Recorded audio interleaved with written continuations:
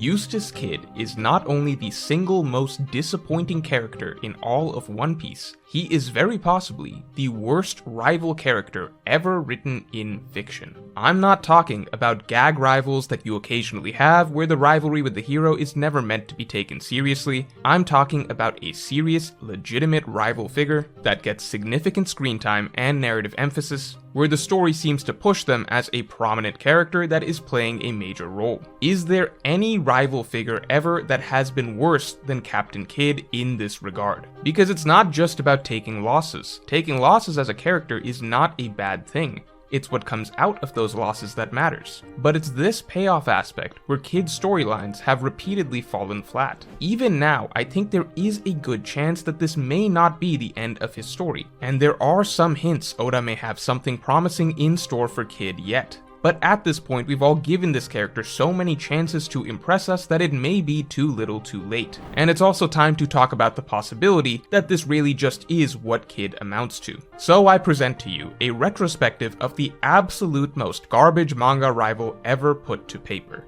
Eustass Kid.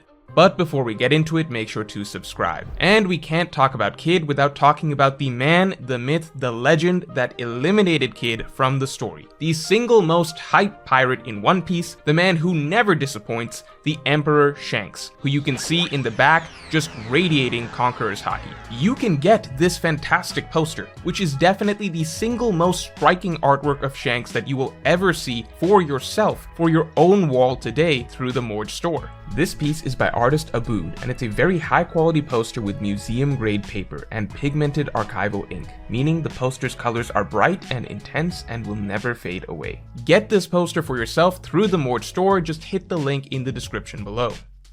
So that aside, looking back, Kidd had a bright start with a ton of potential as a character. I think one of the things that many readers never valued about Kidd was that he was always meant to represent a simple but interesting concept. Kidd is Luffy if Luffy did not accidentally get set on the right path at the right time. What do I mean by that? Well, Kidd from the get-go very overtly shared many traits with Luffy that no one else from the Supernovas did. Kidd was one of the first figures we ever meet who is also similarly bold and openly confident about becoming Pirate King, an admirable trait that we never really saw across the 500 chapters of early One Piece from any pirate outside of Luffy. Kidd had also made a similarly infamous name to Luffy with an even bigger bounty initially, and had also gathered a remarkable crew, being the only other supernova with an actually noteworthy first mate. A first mate that we later saw is every bit as loyal as Zoro. As we also learn, Kidd is the only other pirate among the worst generation with Conqueror's Haki, essentially meaning that Kidd is the only other real rival to Pirate King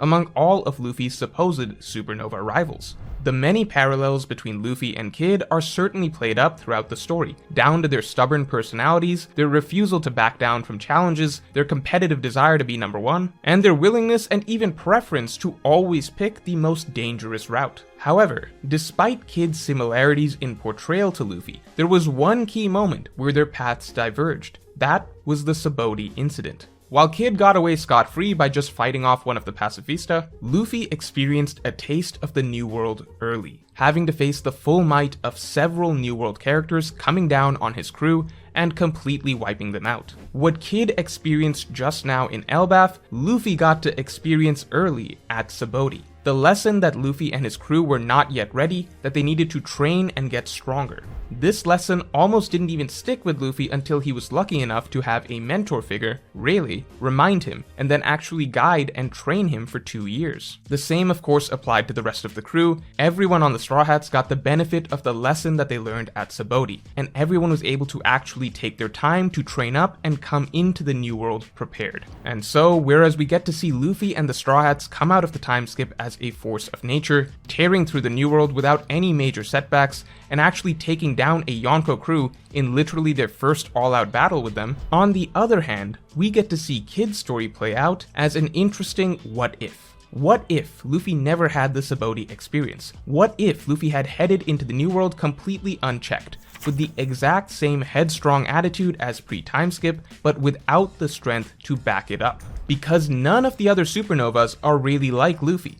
Characters like Law, Beige, Apu, Hawkins, and so on, they all make logical, safe decisions. They are schemers that don't take big, unnecessary risks, and they play the strategic game.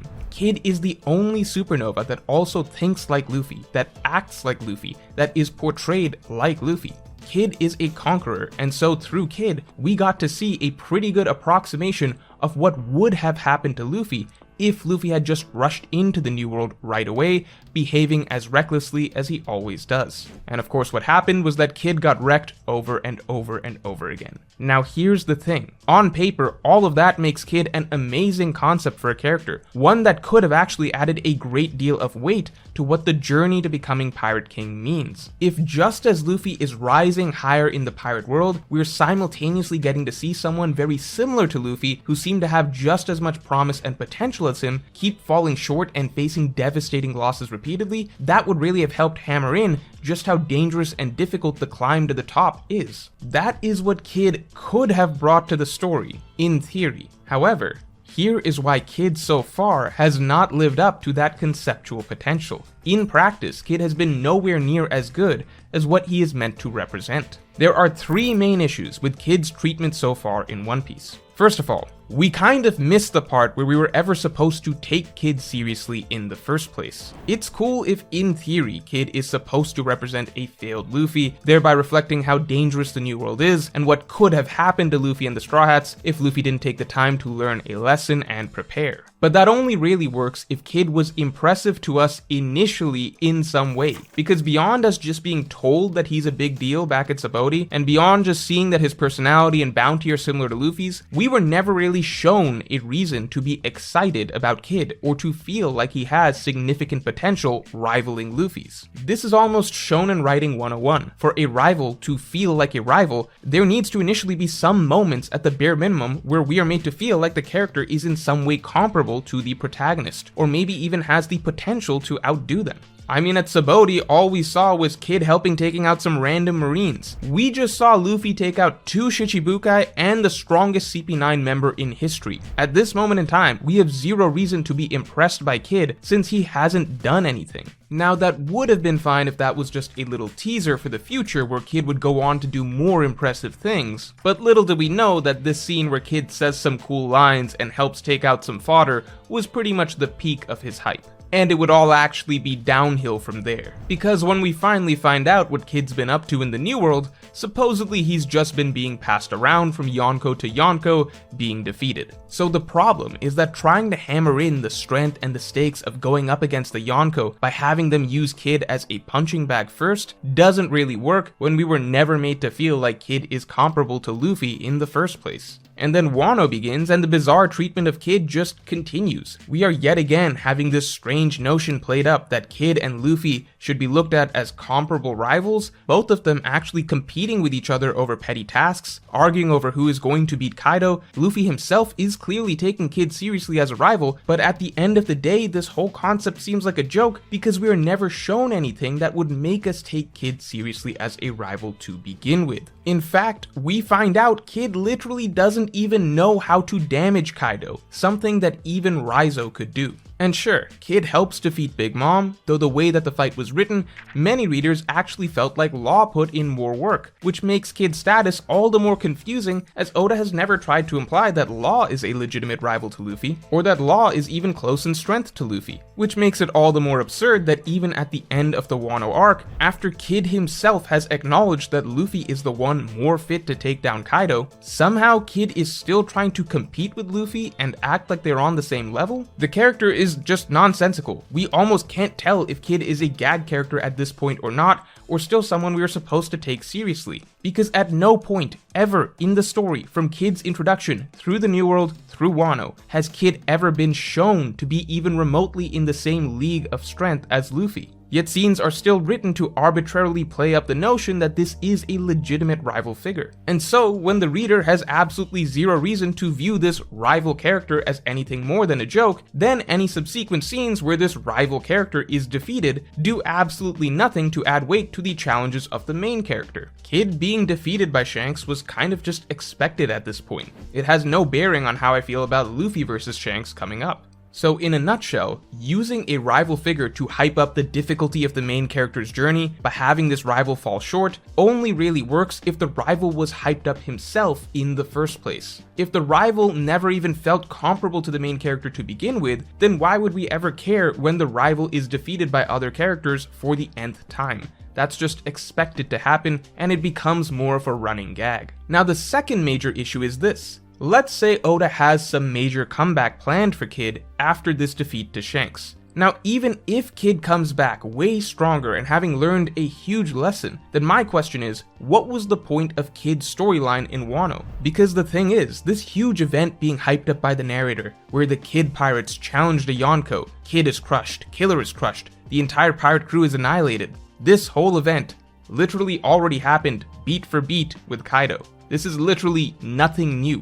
The narrator is in fact 200 chapters behind. He should have been talking about this the first time around. Like, did he forget? Does he think this is some new groundbreaking major event? The annihilation of the Kid Pirates? We've seen this whole story before and nothing came of it that time. There was no major character arc or revelation for Kid. There was no lesson learned. Kid just got back up. He swore to get vengeance. He didn't get that. He settled for tag teaming Big Mom instead, didn't really succeed at that either, got lucky because of bombs, and then got mad that he wasn't being called a Yonko. We saw this exact same setup of complete annihilation of the Kid Pirates, and then them getting back together was an extremely half-assed payoff. So it's like, why is Oda doing the whole thing again in that case? Why not just do it right the first time? It has little to no impact seeing the Kid Pirates all defeated now and then having to get up and get back stronger because it already happened and resulted in a very weak storyline. Even if Oda does do it again here, but properly this time and actually adds some substance to Kid's return, well then it would make the entire Wano storyline seem pointless for Kid, since then why was such a weak storyline forced in for Kid in Wano in the first place, which is already an extremely bloated arc, if Oda was just going to recycle the whole thing, but better in the Elbaf arc? Couldn't Kid and his terrible storyline just have been removed from Wano, and instead the annihilation of the Kid Pirates just be saved for Elbaf, where Oda seems like he could actually put some more time into it? And that's the final problem with Kid, which is that he hardly feels like a real rival figure so far, partly because he hardly feels like a real character. Not once in all of One Piece have we ever gotten some sort of extended look at how Kid thinks or who he is. And when I say an extended look, I'm talking about more than just yelling things about what he wants or that he's angry. To understand what I mean, go reread the chapter where Killer defeats Hawkins. Killer is Kid's first mate. He is less significant of a character than Kid by a mile, and yet the chapter where Killer fights Hawkins is a full devoted chapter to actually fleshing out Killer as a character. It really doesn't take that much dialogue. This isn't some huge elaborate scene, it's just enough that we actually feel like, yeah, there's been some focused character work done for Killer here. So how is it that in all of Wano, Kid couldn't even get the bare minimum that Killer did? In the entire Big Mom fight, how's there not a single scene of moderately substantive dialogue that gives Kid the actual bare minimum character focus that Killer got with Hawkins? And all of this is of course not helped by the fact that we literally got Kid's entire backstory in an SBS. Again, Oda could do a lot more character work for Kid now in Elbaf if he's supposed to recover from this, but going back to point number 2, that would in turn make everything in Wano seem even more pointless for the character, since this would all just be a repeat plotline, and we would feel like the first time around was entirely meaningless. All that being said, there is still definitely potential for Kid to make a comeback here, with hopefully some better character writing around him, even if it would make his entire initial storyline with Kaido and being annihilated there seem laughably pointless, but sure, maybe second time's the charm. Because this event in Elbaf, of course, heavily parallels the Straw Hats at Sabaody. I would argue that since Oda is pretending the first annihilation of Kid's crew at the hands of Kaido never happened, this event in Elbaf is in fact a very forced parallel of Sabaody, but it is a parallel nonetheless, which suggests that this could be the moment that actually forces Kid and his crew to get back up and take a huge step forward as characters as well as in strength, much like the Straw Hats once did after Sabaody. It's also worth mentioning that there is a storyline planted for Kid and Saul, which seems like an unnecessary goal to plant for Kid, if Kid was just going to get to Elbaf and get crushed permanently. So there is very possibly at least something more in mind for Kid as a character to do, which suggests that he may not be done yet. And lastly, there is one thing that Kid does not get enough credit for, which is that he is every bit as mentally resilient as Luffy, if not more so, and that's something that I can't really say about any other character in One Piece. Luffy's ability is rubber, as that represents the fact that Luffy will always bounce back from whatever crushes him. But Kid's ability is magnetism, as he is always able to reassemble after being broken apart. Indeed, that is the highlighted aspect of his fighting style, that everything he does is meant to ultimately break apart, and it doesn't matter as he'll simply reassemble it again and keep going. As we've seen throughout Kid's fair share of defeats, losing an arm to the red-haired pirates, then being taken prisoner by the beast pirates, then nearly losing his first mate, Kid has always been able to get back up. So this additional defeat seems like the ultimate test for him, but not something that he hasn't gotten back up from before. So let me know what you think of Kid and his future below, and if you enjoyed this video then definitely like and subscribe, and you can get my extended Unfiltered Thoughts podcast on this and all future topics by becoming a member. Just hit the button below. And make sure to get your very own Shanks poster today by going to the Morge store. Just hit the link in the description below.